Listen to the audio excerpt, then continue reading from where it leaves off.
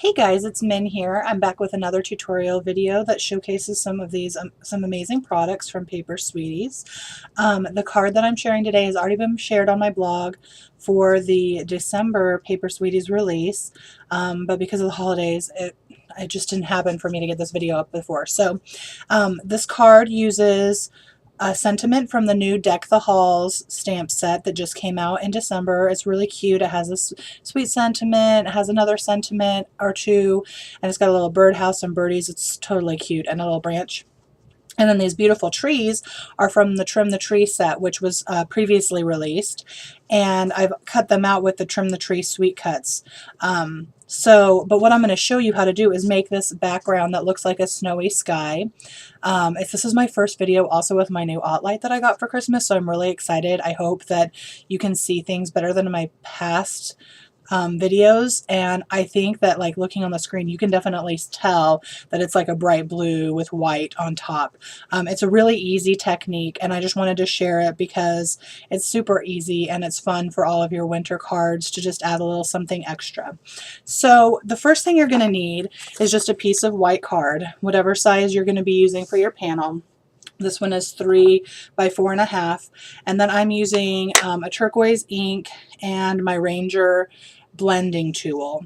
And so you're going to take your ink and whatever blending tool you like to use, even if it's just sponging, whatever you want to use. Get your sponge all inked up.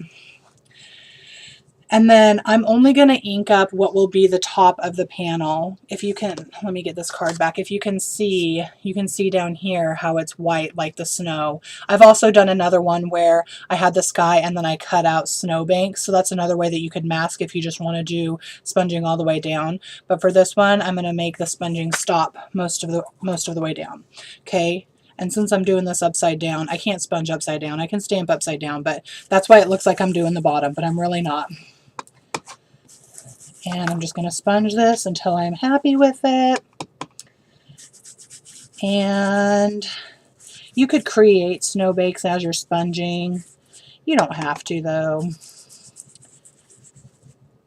And this looks really bad over here, but that's okay because you won't be able to see it as much once I do the rest of the steps. Okay, so I've got my panel sponged how I like it.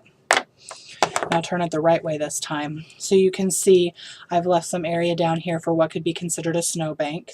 Then you're going to take an embossing folder that's dots.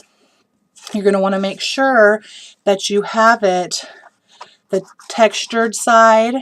You're going to lay this face up. I mean, I think that we all know about how to do dry embossing at this point. But sometimes I still forget, so it's a nice reminder. Put this face up on the textured side, okay? And then I'm going to run it through my Sizzix. Oh, hold on just a second. Sorry about that. I forgot my platforms, okay? I layered it in my platforms. I'm going to run it through my Sizzix purse.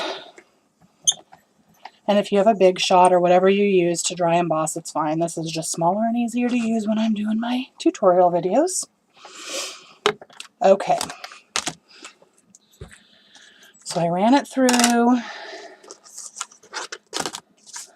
And now it's textured. Oh man, I'm loving this OttLite. You can definitely see the texture on this. So you can see that it's very textured. Now, the thing is though, like, I want this to look like snow, and because it's blue, it doesn't really look like snow. So what you're going to do next is take a Versamark ink pad, some white embossing powder. You're going to take your Versamark lightly, very lightly, do not push down hard.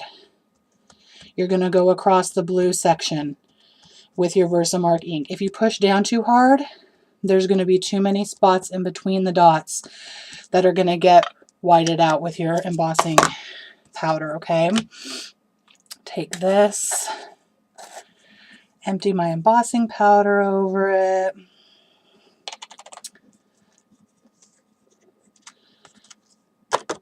Shake it off. You can hit it a couple times. And here you can see where my white embossing powder went, even before I emboss it, okay?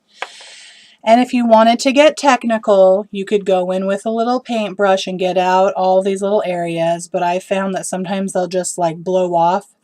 but it doesn't necessarily matter because they still show some of the blue through. So it's kind of like snow in the background, in my opinion. So I'm going to be gone for just a second so I can go heat emboss this, and I'll be back with the final product. Okay, hold on just a second. Okay, I am back with my finished panel, and you can see it's kind of wonky from heat embossing. If you've ever wondered how to kind of negate that effect, you can always heat up the back side of your panel too. But because I usually layer mine onto a card, I just go ahead and leave it like this and then use some really strong adhesive to flatten it out.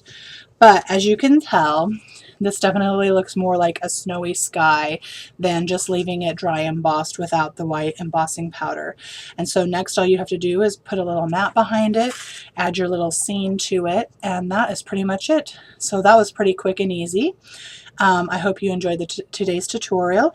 I also hope you go over to the Paper Sweeties store, grab the Deck the Halls set, grab the Trim the Tree set, grab other sets because there's a ton there that I'm sure that you need to add to your craft stash. And until next time, hugs and happy stamping, friends. See you later. Bye.